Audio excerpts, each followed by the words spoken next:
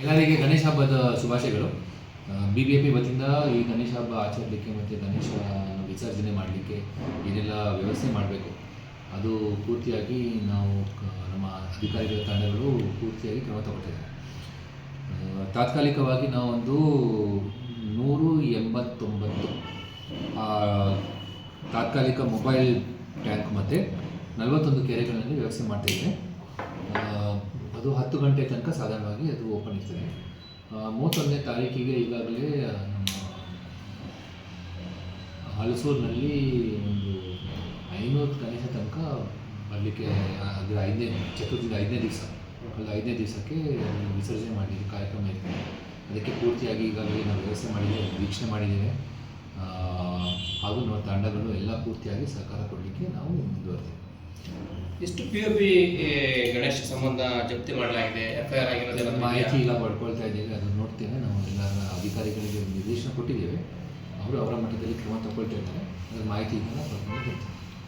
Sir, ಬೀದಿ ನಾಯಿಗಳಿಗೆ supreme court ನಿರ್ದೇಶನ ಕೊಟ್ಟಿದೆ. ನಿರ್ದೇಶನ ಪ್ರಕಾರವಾಗಿ ಯಾವ ರೀತಿಯಾಗಿ ಮಾರ್ಪಾಡು ಮಾಡ್ತಾ ಇದ್ದೀರಾ? ಊಟ ಹಾಕುವ ಜಾಗಗಳನ್ನು ಗುರುತು ಮಾಡೋದಕ್ಕೆ ಅದನ್ನು ಮುಂದಾಗ್ತಾ ಇದ್ದಾರೆ, ಹೇಗಿದೆ? ನಾವು ಈ ಬೀದಿ ನಾಯಿಗಳ ಸಮಸ್ಯೆ ಬಗ್ಗೆ ಬಹುತೇಕ ಚರ್ಚೆ ಆಗಿದೆ. ಆ್ಯನಿಮಲ್ ಬರ್ತ್ ಕಂಟ್ರೋಲ್ ರೂಲ್ಸ್ ಆಧಾರದ ಮೇಲೆ ಏನು ಕ್ರಮ ತಗೊಳ್ಬೇಕು ಹಾಗೂ ಸುಪ್ರೀಂ ಕೋರ್ಟ್ ಏನು ನಿರ್ದೇಶನ ಕೊಟ್ಟಿದ್ದಾರೆ ಅದನ್ನು ನಾವು ಪಾಲನೆ ಮಾಡಲಿಕ್ಕೆ ಪೂರ್ತಿಯಾಗಿ ಪ್ರಯತ್ನ ಮಾಡ್ತೇವೆ. ನಮ್ಮ ಸ್ಪೆಷಲ್ ಕಮಿಷನರ್ ಈಗಾಗಲೇ 2 ರೌಂಡ್ ಚರ್ಚೆ ಮಾಡಿದ್ದಾರೆ. ಇದನ್ನು ಯಾವೆಲ್ಲ ರೀತಿಯಲ್ಲಿ ನಾವು ಇಂಪ್ಲಿಮೆಂಟ್ ಮಾಡ್ಬೋದು ಇನ್ನೊಂದು 2-3 ದಿವಸದೊಳಗೆ ನಾವು ಡೀಟೇಲ್ ಗೈಡ್ಲೈನ್ಸ್ ಎಲ್ಲ ಜಾರಿಗೆ ಕೊಡ್ತೀವಿ. ಹಾಗೂ ನಾವು ಪಬ್ಲಿಕ್ ಪ್ರಚಾರ ನಾವು ಮಾಡ್ತೀವಿ. ಇದು ಸರಿ ಸರ್ಕಾರ ಗಮನಕ್ಕೆ ತಂದು ನಾವು ಇದ್ರ ಬಗ್ಗೆ ಸೂಕ್ತ ಕ್ರಮ ಮಾಡ್ತೀವಿ. ವಸತಿ ಕಟ್ಟಡಗಳಿಗೆ, ಅಪಾರ್ಟ್ಮೆಂಟ್ಗಳಿಗೆ ಪ್ರತ್ಯೇಕವಾಗಿ ಮಾರ್ಗಸೂಚಿ ಇರುತ್ತೆ, guidelines. Guidelines would be what pertains to the ABC rules. We will just details ಕಳಿಸ್ತೇವೆ ನಾವು. ಈಗ ಸದ್ಯಕ್ಕೆ ಒಂದು ನಮ್ಮ ಏನು ಝೋನ್ ವೈಸ್ ಅವರದ್ದು ಏನೆಲ್ಲ ಮಾಹಿತಿ ಇದೆ, ಅವರದ್ದು ಏನೆಲ್ಲ ಡೀಟೇಲ್ಸ್ ಇದೆ ಅದನ್ನು ಪಡ್ಕೊಳ್ತಾ ಇದ್ದೀವಿ. ಯಾಕಂದರೆ ಇಂಪ್ಲಿಮೆಂಟೇಷನ್ ಮಾಡಿ ಸರಿಯಾಗಿ ಮಾಡಿ. ಸುಪ್ರೀಂ ಕೋರ್ಟ್ ಸ್ಪಷ್ಟವಾಗಿ ಹೇಳಿದೆ ಸರ್, ರೋಡ್ ಸೈಡ್ ಊಟ ಹಾಕಬೇಡಿ ಬೀದಿ ನಾಯಿಗಳಿಗೆ ಅಂತೇಳಿ ಸೂಚನೆ ಕೊಟ್ಟು ಅದನ್ನು ಪಾಲನೆ ಮಾಡಬೇಕು ಅಂತೇಳಿ. ಈಗ ಬಹುತೇಕವಾಗಿ ರೋಡ್ ಸೈಡ್ ತಂದು ಹಾಕ್ತಾ ಇದ್ದಾರೆ. ರೋಡ್ ಸೈಡ್ ತಂದು ಹಾಕೋದ್ರಿಂದಾಗಿ ನಾಯಿ ಕಡಿತ ಪ್ರಕರಣಗಳು ಜಾಸ್ತಿ ಆಗ್ತಾ ಇರ್ತಕ್ಕಂಥದ್ದು. ಹಾಗಾಗಿ ನೀವು ಗುರುತಿಸುವಂಥ ಪ್ಲೇಸು ಯಾವುದಾಗಿರುತ್ತೆ ಅಂತ ಇದು this whole issue in ABC ಕಂಟ್ರೋಲ್ನಲ್ಲಿ ಏನಿದೆ ಅಂತ ಹೇಳಿದರೆ, ನಾಯಿಗಳನ್ನ ಹೇಗೆ ಅದರ ಪಾಪ್ಯುಲೇಷನ್ ಆಟೋಮ್ಯಾಟಿಕ್ಲಿ ನಾವು ಕಂಟ್ರೋಲ್ ಮಾಡ್ಬೋದು ಹಾಗೂ ಅದನ್ನು ಕಡಿಮೆ ಹೇಗೆ ಮಾಡ್ಬೋದು without in a human way. ಯಾಕಂತ ಹೇಳಿದರೆ ಒಂದು ನಾವು ಹೇಳಿದ ಪ್ರಕಾರ ಅಗ್ರೆಷನ್ ಈಸ್ ಟೆರಿಟೋರಿಯಲ್, ಒಂದು aggression is also because of hunger. We will be having discussion with stake holders because ಅವರು ಸಹ ಯಾರು ಊಟ ಕೊಡೋರು they are also bound by the decision of the supreme court and those which are ಯಾರೆಲ್ಲ ನಮ್ಮ BBMP ನಮಗೆ ಸಹ ಇದರ ಜವಾಬ್ದಾರಿ ಕೊಟ್ಟಿದ್ದಾರೆ ಅದರ ಪ್ರಕಾರ ನಾವು ಸೂಕ್ತ ಈಜಿಪುರ ಫ್ಲೈಓವರ್ದ IAS ರಿಪೋರ್ಟ್ ಅಂತ ಸರ್ ಏನಾಗಿತ್ತು ಅಂತ ಅದು ಏನು ಮೇಜರ್ ಏನು ಹೆಚ್ಚು ಕಡಿಮೆ ಕಂಡು ಬಂದಿಲ್ಲ. ಏನು ಸ್ಟ್ರಕ್ಚರಲ್ ವೀಕ್ನೆಸ್ ಏನಾಗಲ್ಲ ಅಂತ ಹೇಳಿದರು. ಅದನ್ನು ಬಸ್ ಏನಿಲ್ಲ ಏನಾದರೂ ಪ್ಯಾಚಸ್ ಏನಾದರೂ ಕೆಳಗೆ ಬಿದ್ದುಬಿಟ್ರೆ ಅದನ್ನು ಗ್ರೌಟಿಂಗ್ ಮಾಡಿಬಿಟ್ಟು ನಾವು ಸೂಕ್ತ ಕ್ರಮ ತೊಗೊಳ್ಬೇಕು. IAS ರಿಪೋರ್ಟ್ಸ್ ನಾವು ಅದರ ಆಧಾರದ ಮೇಲೆ ಏನು ಬಂದಿದೆ ಸರ್? ರಿಪೋರ್ಟ್ ಏನು ಬಂದಿದೆ? ಎಡ್ಜ್ನಲ್ಲಿ ಬಂದೆ. ಇಟ್ ಈಸ್ ನಾಟ್ ಸ್ಟ್ರಕ್ಚರಲ್ನಲ್ಲಿ ಏನು ಡ್ಯಾಮೇಜ್ ಆಗಿಲ್ಲ ಅಂತ ಹೇಳ್ತಿದ್ದಾರೆ. ಗರ್ಡರ್ನಲ್ಲಿ ಸಮಸ್ಯೆ ಆಗಿತ್ತು. ಏನಂತ ಹೇಳಿದರೆ ನಮ್ಮ ಲಾಂಚಿಂಗ್ ಗರ್ಡರ್ ಸ್ವಲ್ಪ ಸೆಂಟರ್ನಲ್ಲಿ ಹೋಗೋ ಬದಲಿಗೆ ಸ್ವಲ್ಪ ಎಡ್ಜ್ನಲ್ಲಿ ಬಂದಿತ್ತು. ಹಾಗೆ ಸ್ವಲ್ಪ ಚಿಪ್ ಆಫ್ ಆಗಿದೆ. ಸೊ ಅದು ಸ್ಟ್ರಕ್ಚರಲ್ ಬಿಸ್ನೆಸ್ ಏನಿಲ್ಲ ಅಂತ ಅವ್ರಿಗೆ ಕಟ್ಟಿ ಮತ್ತೇನು ಬದಲಾವಣೆ ಮಾಡ್ಕೋಬೇಕಂತ ರಿಪೋರ್ಟಲ್ಲಿ ಫ್ಲೈಓವರ್ ನಾವು ಮುಂದುವರಿಸ್ತೇವೆ. ನಾವು ನಮ್ಮ ಟೀಮ್ ಅದರ ಬಗ್ಗೆನೇ ಎಲ್ಲ ಟೆಸ್ಟಿಂಗ್ ಎಲ್ಲ ಮಾಡಿಬಿಟ್ಟು ಬೇರೆ ಏನೋ ಅಡಿಷ್ನಲ್ ಟೆಸ್ಟ್ ಮಾಡಿಕೊಂಡು ಅದನ್ನು ಸ್ಟ್ರೆಸ್ಸಿಂಗ್ ಮಾಡಿಬಿಟ್ಟು ಡೆಡ್ಲೈನ್ ಯಾವಾಗ ಕೊಟ್ಟಿರೋದು ಮುಕ್ತಾಯ? ಸೊ ನಮ್ಮದು ಸ್ಪೀಡ್ ಈಗ ಸ್ವಲ್ಪ ಕಡಿಮೆ ಆಗಿದೆ. ನಾವು 40-45 ಪ್ರತಿ ತಿಂಗಳು ಮಾಡಬೇಕು ಅಂತ ಹೇಳಿ ನಮ್ಮ ಪ್ಲ್ಯಾನ್ ಇತ್ತು. ಸೊ ಅದನ್ನು ಪುಷ್ ಮಾಡಿ ನೆಕ್ಸ್ಟ್ ಇಯರ್ ಜೂನ್ ತನಕ ಮುಗಿಸ್ಲಿಕ್ಕೆ ನಾವು ಕ್ರಮ ತಗೊಳ್ತೀವಿ. ಮತ್ತೆ ಜೂನ್ವರೆಗೂ ಖಂಡಿತ ಸರ್. ಇವರು ಮತ್ತು ನಮ್ಮ ಲ್ಯಾಂಡ್ ಎಕ್ವಿಸಿಷನ್ಸ್ ಸ್ವಲ್ಪ 2-3 ಜಾಗದಲ್ಲಿ ನಾವು ಮಾಡಬೇಕು. ಅದೆಲ್ಲ ಫೈನಲೈಸ್ ಮಾಡಿ ಜೂನ್ ತನಕ ಆಗುತ್ತೆ. ಲ್ಯಾಂಡ್ ಎಕ್ವಿಸಿಷನು ಈಜಿಪುರ ಫ್ಲೈಓವರ್ ಮಾಡೋದು ಮತ್ತು ಇನ್ನೂ ಮಾಡೋದು ಒಂದು ಜಾಗದಲ್ಲಿ ನಾವು ಲ್ಯಾಂಡ್ ಎಕ್ವಿಸಿಷನ್ ಜಮೀನು ತಗೊಳ್ತೀವಿ. ಓಕೆ, ಅದನ್ನು ಸ್ವಲ್ಪ ಮಾತುಕತೆ ನಡೀತದೆ.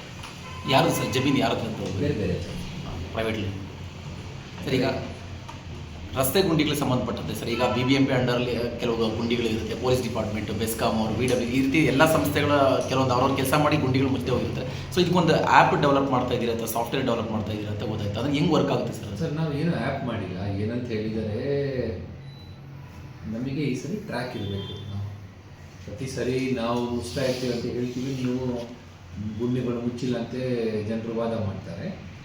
ಮತ್ತು ಈಗ ಟೆಕ್ನಾಲಜಿ ಸಹ ಇದೆ. ಸೊ ಅದಕ್ಕೆ ನಾವು ಅದರ GPS ಲೊಕೇಶನ್ ಮತ್ತು ಫೋಟೋಗ್ರಾಫ್ ಎಲ್ಲ ನಾವು ಕಲೆಕ್ಟ್ ಮಾಡಿಕೊಂಡು ನಾವು ಮಾನಿಟರ್ ಮಾಡ್ತಿದ್ದೇವೆ.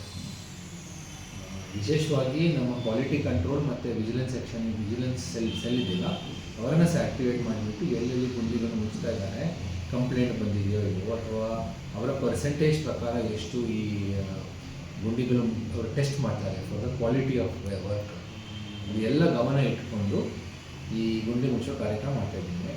ಬೇರೆ ಬೇರೆ ಇಲಾಖೆ ಅವ್ರದ್ದು ಕೆಲವು ಸರಿ ರೋಡ್ ಅಗಿತಾರೆ. ಅವ್ರದ್ದು ಕೇಬಲ್ ಇರ್ಬೋದು, ಬೆಸ್ಕಾಮ್ ಇದು ಅಥವಾ KPTC ಅಥವಾ BWSSBದು ಲೈನ್ ಸಹ ಹೋಗ್ತಾ ಇದೆ. ಸೊ ಅವ್ರ ಜೊತೆಗೆ ಸಹ ನಾವು ಚರ್ಚೆ ಮಾಡಿಬಿಟ್ಟು ಅವರು ಒಂದು ವೇಳೆ ಈ ಕೆಲಸ ಆಗ್ತಾ ಇದ್ದರೆ ಅದನ್ನು ನಾವು ಹೇಗೆ ಪೂರ್ತಿ ಮಾಡ್ಬೋದು ಅಥವಾ ಹೇಗೆ ಅದನ್ನು ಸರಿಯಾಗಿ ಕ್ಲೋಸ್ ಮಾಡಬೇಕು, ಜವಾಬ್ದಾರಿ ಸದ್ಯಕ್ಕೆ ಯಾರು ಅಗಿತಾರೆ ಅವರ ಮೇಲೆ ಇದೆ. ಆದರೂ ಸಹ ಅವರ ಕಾಂಟ್ರಾಕ್ಟರ್ ಒಂದು ವೇಳೆ ಆ ಕೆಲಸ ಮಾಡ್ತಾ ಇರೋದಿದ್ರೆ ನಮ್ಮ ಜನರ ಮೇಲೆ ಅಥವಾ BBMP ಮೇಲೆ ಎಲ್ಲರೂ ಹೇಳ್ತಾರೆ ಕೆಲಸ ಆಗ್ತದೆ ಅಂತ. ಅದಕ್ಕೆ ಅವರಿಗೆ ಸಹ ಅವರ ಜೊತೆಗೆ ಸಹ ನಾವು ಕೆಲಸ ಮಾಡಿಕೊಂಡು ಅವರ ಕೋಆಪ್ರೇಷನಿಂದ ನಾವು ಈ ಒಂದು ಗುಂಡಿ ಮುಚ್ಚೋ ಕಾರ್ಯಕ್ರಮ ಮಾಡ್ತಾ ಇದ್ದೇವೆ. ಸರ್, ಈಗ ಮನೆಗೆ ಆಟೋ ಸಹ ಅಕಸ್ಮಾತ್ ಆಟೋ ಹೋಗೋ ಸಮಯ ಬದಲಾವಣೆ ಮಾಡಿದೆ.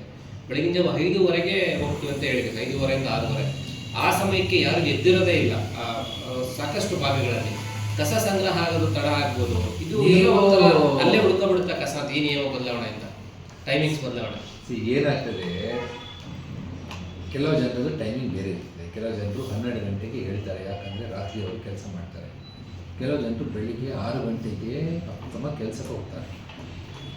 ಸೊ ಯಾರು ಈ ಥರ ಅವರದ್ದು ಸ್ಕೆಡ್ಯೂಲ್ ಇದೆ, ಅದು ಬಹುತೇಕ ಒಂದೊಂದು ಕಾಲೋನಿನಲ್ಲಿ ನಾವು ನೋಡ್ಬೋದು.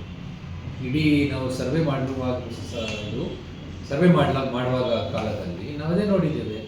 ಮನೆಗೆ ಹೋಗಿಬಿಟ್ರೆ 6 ಗಂಟೆ ಅಥವಾ 6:15ಗೆ ಹೋಗಿದರೆ ಮನೆಯಲ್ಲಿ ಯಾರೂ ಇಲ್ಲ. ಯಾಕಂತ ಹೇಳಿದರೆ ಅವರು ಕೆಲಸಕ್ಕೆ ಹೊರಟಿದ್ದಾರೆ. ಅವರು ಏನು ಮಾಡ್ತಾರೆ, ಕಸ ತಗೊಂಡ್ಬಿಟ್ಟು ಅವ್ರ ಮನೇಲಿ ಸ್ಟೋರ್ ಮಾಡಲಿಕ್ಕೆ ಆಗಲ್ಲ, ಕಸ ತಗೊಂಡ್ಬಿಟ್ಟು ಬೀದಿನಲ್ಲಿ ಬಿಸಾಡಿ ಹೋಗ್ತಾರೆ. ನಾವು ಇದನ್ನು ಏನಾದರೂ ಈ ಬಿಹೇವಿಯರ್ನ ಏನಾದರೂ ಚೇಂಜ್ ಮಾಡಬೇಕಾದ್ರೆ, ಅಂದರೆ ನೀವು ನೋಡಿರ್ಬೋದು ನಮ್ಮ ರಿಂಗ್ ರೋಡ್, ನಾವು ಅತ್ತಿಗುಪ್ಪೆ ಸೈಡ್ನಿಂದ ನಾವು ಬನಶಂಕರಿ ತನಕ ಹೋಗೋ ದಾರಿನಲ್ಲಿ ಕೆಲವು ಜಾಗದಲ್ಲಿ ಇದೇ ಒಂದು ಪ್ರಸಂಗ ಬರ್ತದೆ. Could be low income colony, slum ಪಕ್ಕದಲ್ಲಿ asset. So the ideal solution is, ಯಾರಾದರೂ ಈ ಥರ ಒಂದು ಅವರ ಸ್ಕೆಡ್ಯೂಲ್, ಯಾಕಂದರೆ ಡೆಲಿ ವೇಜ್ ಕೆಲಸ ಮಾಡ್ತಾ ಇದ್ದಾರೆ, ಅವರು ರಾತ್ರಿ ಕೆಲಸ ಮಾಡ್ತಾರೆ, ಬೆಳಿಗ್ಗೆ ಅವರು ನಿದ್ರೆ ಮಾಡ್ತಾರೆ. ಅವರದು ಕಸ ಏನಾಗ್ತದೆ, 11 ಗಂಟೆ ಕಳೆದು ಅಥವಾ 10 ಗಂಟೆ ಕಳೆದು ಬಿಸಾಡಲಿಕ್ಕೆ ಶುರು ಮಾಡ್ತಾರೆ. ಕೆಲವರು 6 ಗಂಟೆ ತನಕ ಬಿಸಾಡ್ತಾರೆ.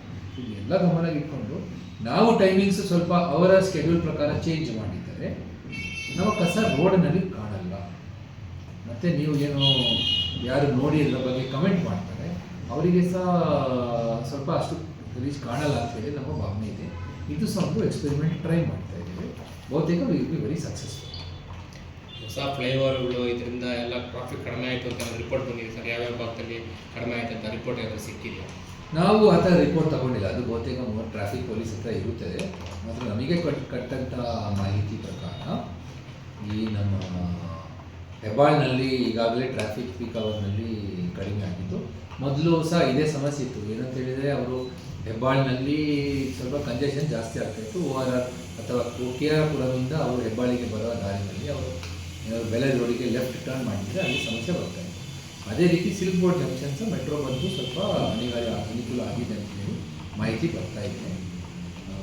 ಬಹುತೇಕ ಇದು ಎರಡು ಇನ್ನೊಂದು ಲೇನ್ ಬರ್ತಾ ಇದೆ ಹೆಬ್ಬಾಳ್ನಲ್ಲಿ. ಮತ್ತು ಈ ಒಂದು ಮೆಟ್ರೋ ಸಹ ಕೆಲಸ ಕೋಚಸ್ ಜಾಸ್ತಿ ಬಂದರೆ ಖಂಡಿತ ಈ 2 ಮೇನ್ ಚೋಕ್ ಪಾಯಿಂಟ್ಸ್ ಏನಿದೆ ಅಲ್ಲಿ ಸ್ವಲ್ಪ ಟ್ರಾಫಿಕ್ ಇದ್ದು ಸಮಸ್ಯೆ ಕಡಿಮೆ ಆಗ್ತದೆ ಅಂತೇಳಿ ನಾವು ಮಾಡ್ತೀವಿ.